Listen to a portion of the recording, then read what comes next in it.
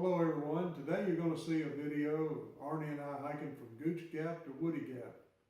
It's turned out to be a little harder than we thought it was, especially for me. And we're going to talk about boots. You call that a boot? That's a boot.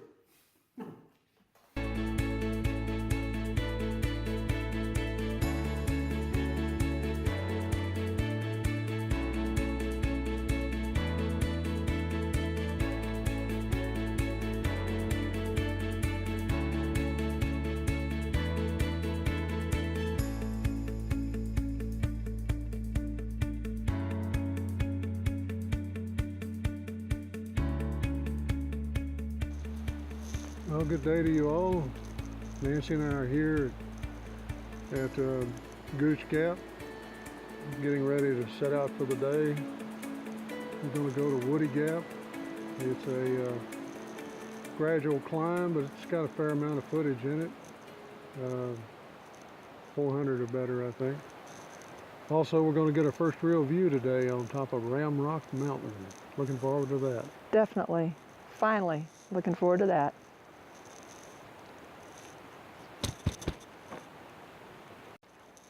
And G is off and running in our gradual incline here up to Ramrock Mountain. A little bit windy today, but I think it's going to be a blessing because it may get fairly hot as the day goes on, so I don't think we're going to mind. Looking up into the sky, looks like an Appalachian Trail day. I don't see any clouds. Supposed to be water down there. And then we started out from there where the gap is. Got a great campsite over here, just as you come in from the gap. If we'd known about it, we might have ended up staying there. Off we go.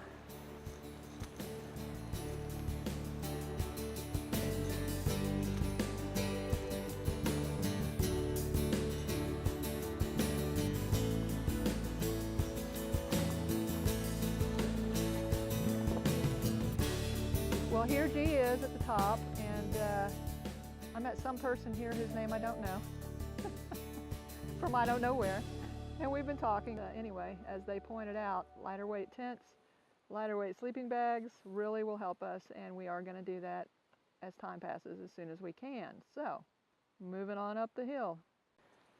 A tree that's fallen, and it's been down a fairly good while. They haven't really cut out of the way, just kind of took the trail around it. They may have just decided these were potentially such a nice bench for people that they'd just leave them. You can see where they added these rocks, and you can see where the trail was in there, and then they just moved it around it. So it's pretty early on, but I guess we'll probably take advantage of this for a moment. And then we go through this little section, nice easy section, smooth trail, fairly flat, very slightly uphill, and something we really haven't seen a lot of so far. You see a lot of it on YouTube videos because if you're going to walk and talk, this is the place to do it. Looking off to the right, the camera kind of shuts down the sun, but there it is, you can see it shining through. Cool breeze, beautiful day, really enjoying the day. The man I talked to that had just made his way from Katahdin, talking about why through hikers tend to be so nice and get along. One of his reasons was we're all a little bit nuts to be out here doing this, but to be honest, I think anybody is nuts if they wouldn't get out here and do this at this point. We have a lady up here who's taking her dog for a hike. Do you mind if I video you? That's fine. Even if it's on YouTube? Yes. Okay. Hike away. A lot of people up here with their dogs, and it's a great thing to do with a dog. And here we come up on a bit of a ledge walk, narrow little trail. That's all pretty much downhill at about well, I don't know how to do these angles. It's pretty steep. If you slipped, you'd roll down until you hit a tree, I guess. But the trail's plenty wide, got good grip, and as long as you're careful, everything's fine. And then on this side, it goes up. pretty much the same grade. I just really admire the people who built these trails, coming in here and, you know, cutting into this mountain in order to put a nice flat trail here for people to walk on.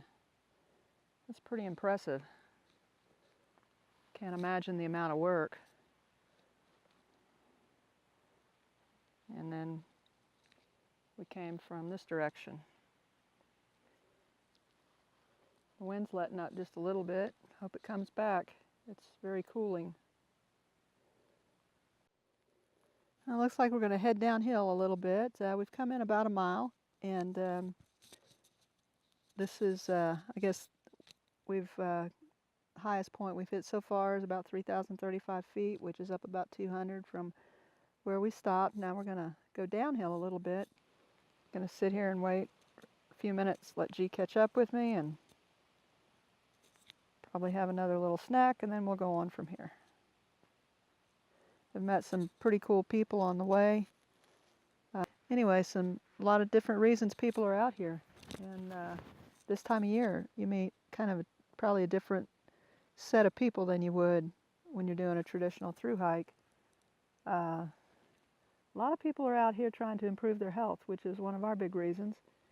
And I know for me, the muscle strength, the back strength is all getting better. And for G, his breathing is just getting better and better.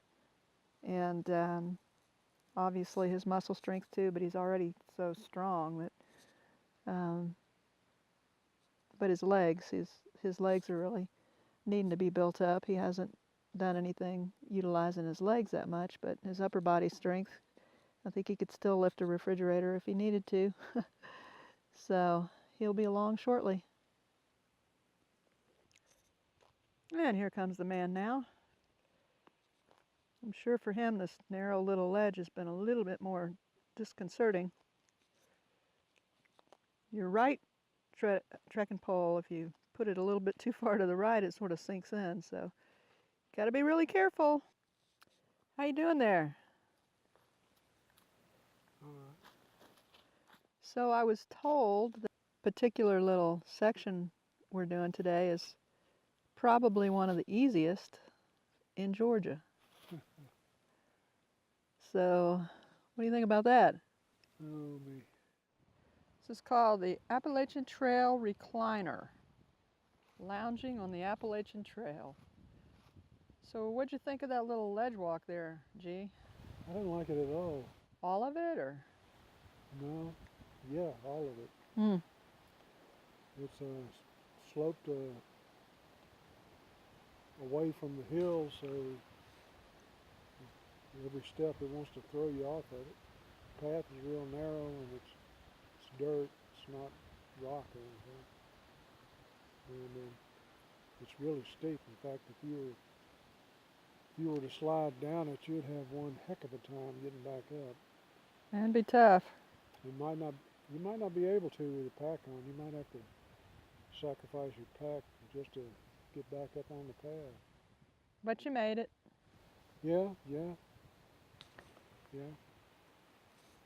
And a lot of other people too. I mean,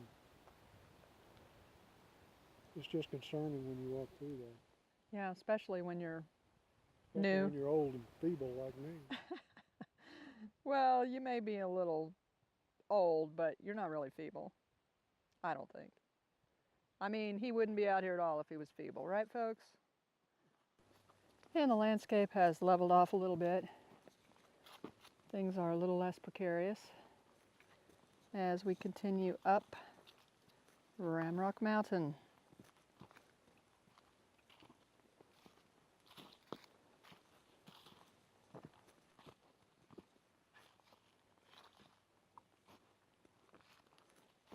Well, in the rainy season, I would say there's quite a lot of water flowing through this little area. But none today, dry as a bone. We're traveling along, and then I come to this little structure here, and once again, thank you to the trail builders who put this in here to make sure we're safe going across this little space that probably the rain would wash it out and wash the trail out. if they hadn't put this up here. So God bless them for all the work they've done to find, I mean, it is dangerous out here. You have to be really careful, but they found ways to make it as safe as possible. So now we have about 3/10 of a mile of a really steep climb here, and then we'll have that view that we've been promised. So more ladder climbing.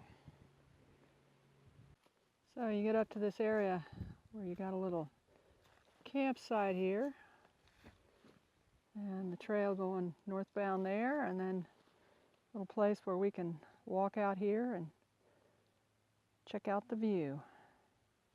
G has found himself a spot to rest so we can enjoy our lunch. And Shajulev is jumping up and down. She says yay, because we finally have a real view. First one on this entire hike. See if I can get out here a little bit without falling off the mountain. And there it is, folks. The mountains in North Georgia.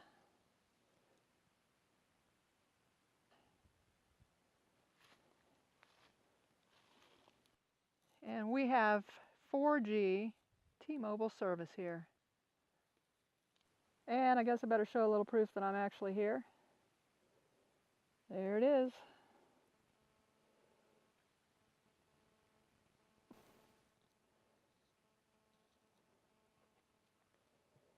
So, what'd you think of that climb, G? Well, there were parts of it that were really steep. Was it worth it for this? Yeah, that's a heck of a view. That blue haze out there kind of obscures it a little bit.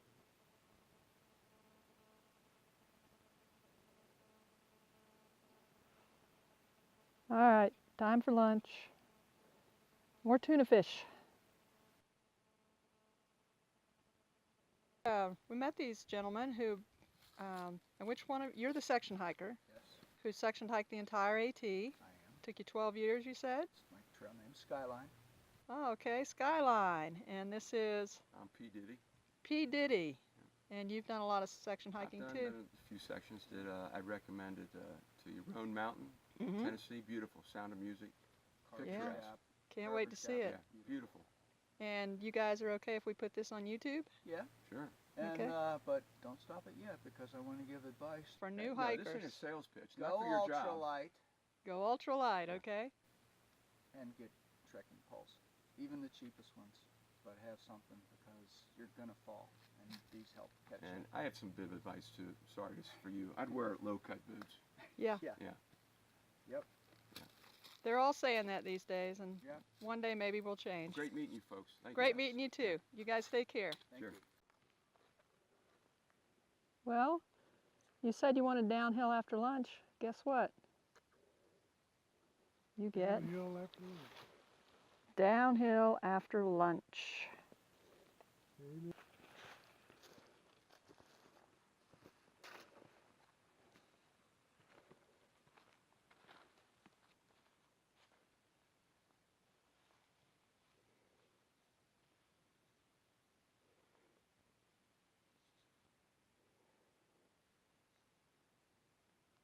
So this is the spot that Guthooks actually marks as Ramrock Mountain.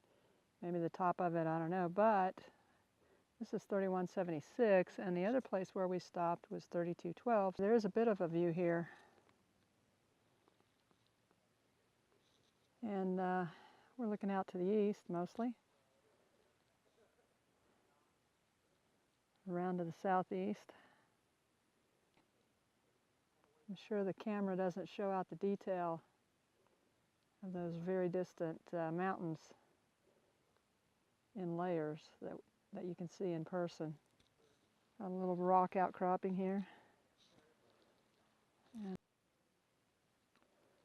And we've got a fairly steep downhill here from Ramrock. That rock you see right in front is the trail that sort of shows you the angle down, and some glimpses of some pretty nice views. I'm not sure what's worse, the big steps or a steep sloping kind of bumpy rock like this where you pretty much just have to walk down it and hope that your feet don't slip. That looks wet. It's not wet. That's the sun shining on it. If the leaves weren't here, it wouldn't be too troublesome, but let's see what he makes of this.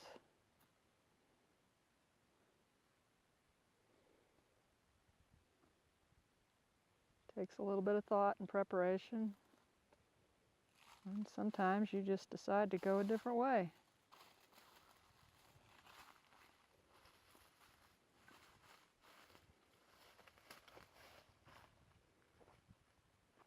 And like I said, rock steps or rock slopes, which is worse?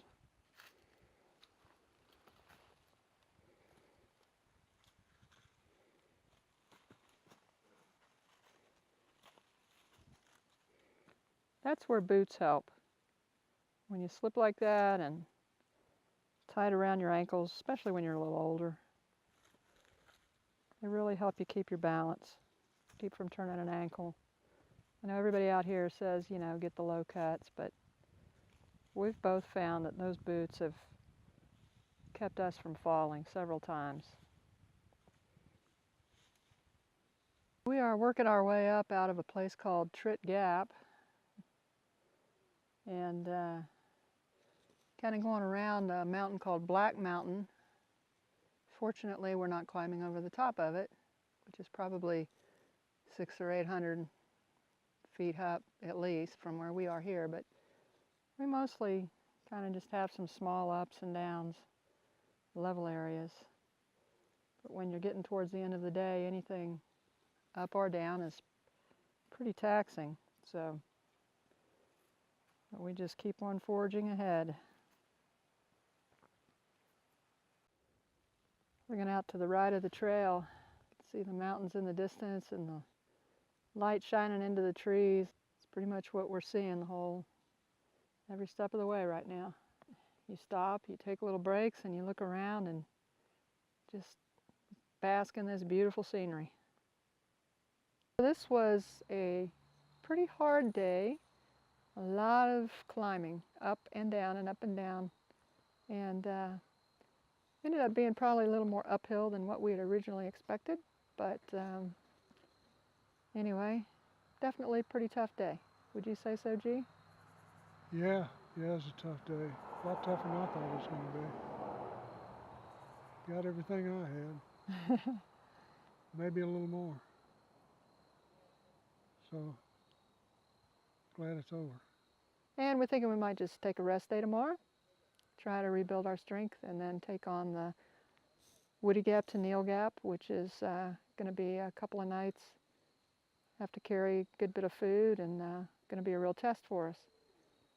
Are we looking forward to it? Yeah, I am. All I right. really want to do that. All right, well, that's what's coming up next.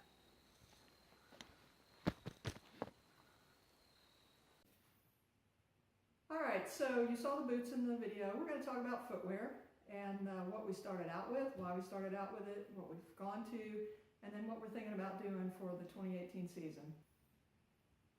So it's all about transitioning. So the first thing we did was, our issue was cost and safety for our feet and our bodies. And I had not really ever worn boots too much, only once or twice in my life.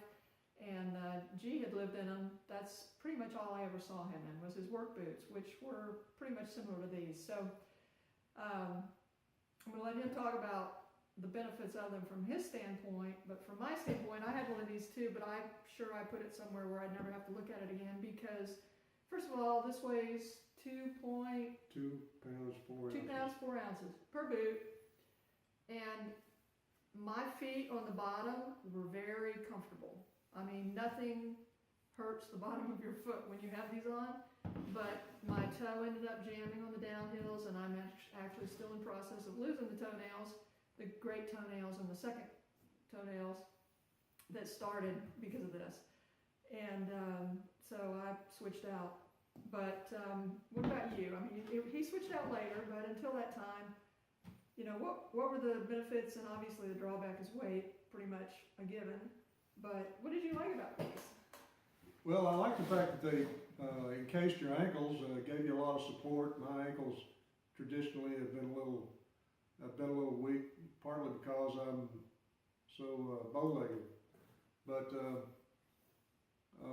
they're very strong on the bottom. I mean, you can walk across those knife-edge rocks and really not even know they're there.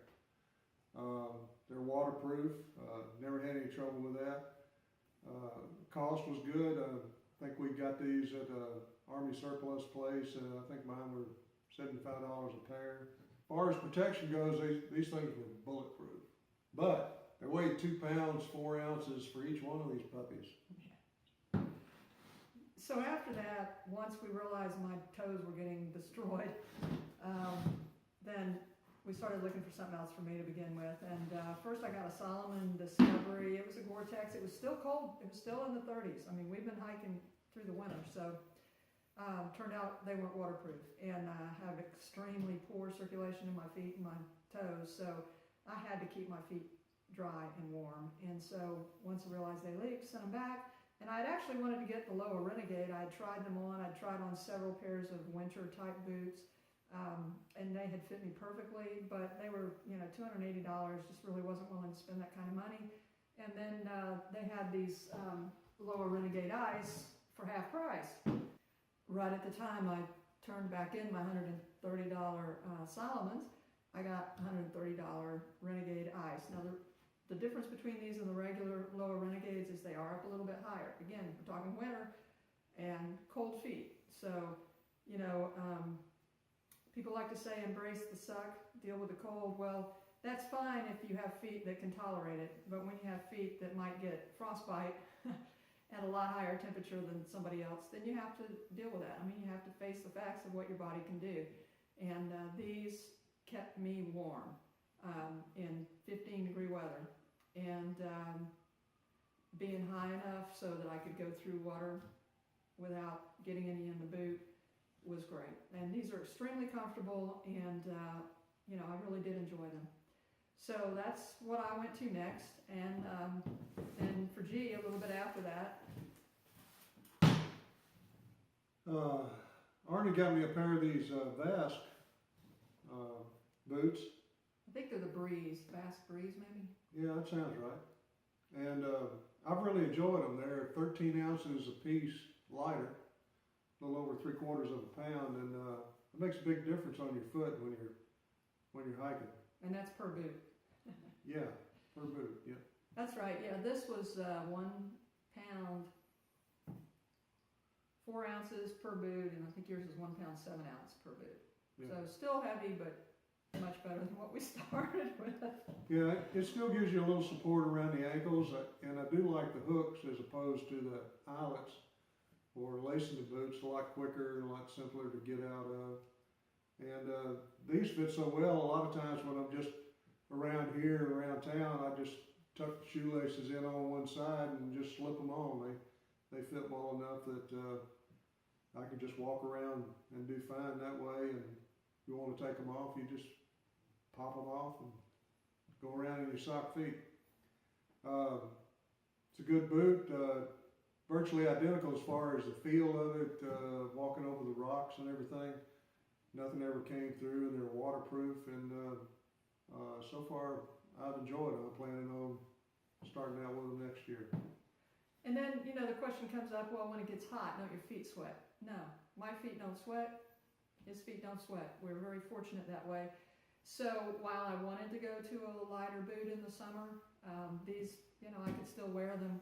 I had switched to Injinji socks to help with my feet problems. They helped, and then a lighter weight sock instead of wool, and ended up with darn tough socks near the last month that we were out there in the heat, and did great. So they were fine. So from the standpoint that we knew we were going to be coming back home in mid-July for our family issues, then we just, you know, there was no reason to spend the money at that time. So would I like to have a hiking shoe for next year when it gets warmer? Absolutely. I don't think I'll go to trail runners. The reason being, I did wear a trail runner type shoe several days, went over some rocks, and I had foot problems, bruised the bottom of my feet, couldn't see the bruising, but it felt bruised. Took me 2 months to get over it.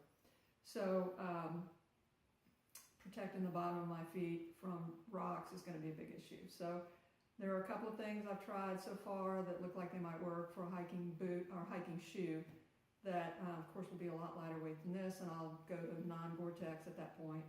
And I will continue to try on trail runners, but got a short fat foot, have to buy men's shoes in their lower end sizes in order to have the width, and got to have something that's going to fit a high arch. I mean, there's just all kind of issues on these poor little feet, but especially, you know, I need to be able to keep my feet from making me stop hiking, and that's a big consideration. So it's that and weight second. You know, weight has got to be second. Weight can't be first. If it is, then I'm going to end up having to quit. So that's my plan. What about you? What are you planning on doing? I'm going to stick with these until they fail, and then I may get another pair. We'll see how they wear out. Yeah, I mean, not having your feet get hot makes a huge difference. The weight would be better if he could go to a low cut, but you know, I said in the video, stay tuned for why we think G needs boots, and he mentioned his ankles. I mean, I'm just not sure he'd be safe in a low cut boot. No, I got to have the ankles. I've learned my lesson over the years. Got to have the ankle support. I mean, as strong as his muscles are overall, for some reason his ankles just really don't give him support, even as hard as he's worked over the years. He's never had strong ankles. Like you said, you're bow-legged. He's pretty bow-legged. Oh yeah.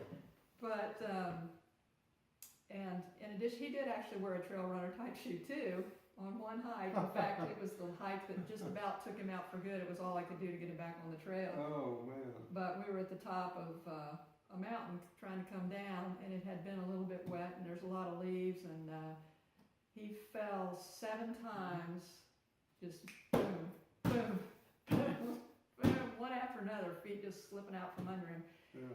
And I have a feeling if he had had these on, or the boats over there, wherever they are, that he wouldn't have those falls. So fortunately he wasn't hurt, but it really kind of confirmed to both of us that, like the weight or not, he may need to keep high tops.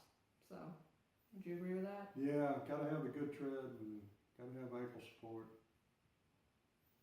Okay. So that's the plan. I know there's lots of people out there with lots of ideas, and I have done massive research. I've watched every video out there on the best boots, the ones that people like. I've looked at the ventilators and, you know, all the different ones that are out there. And so, like I said, the bottom line for me is going to be, is the bottom of my foot going to be protected from rocks? And that's going to be number 1. And number 2, the high arch, the comfort, the width, you know, all these other things will come into play on a very hard to fit foot. So I'll be trying on everything I can find, and I do have one in mind, which I'm not going to mention yet, that is presently my choice, but we'll wait and see if anything else tops it, and by the time we leave on our hike, then that decision will be made. So thank you all for watching.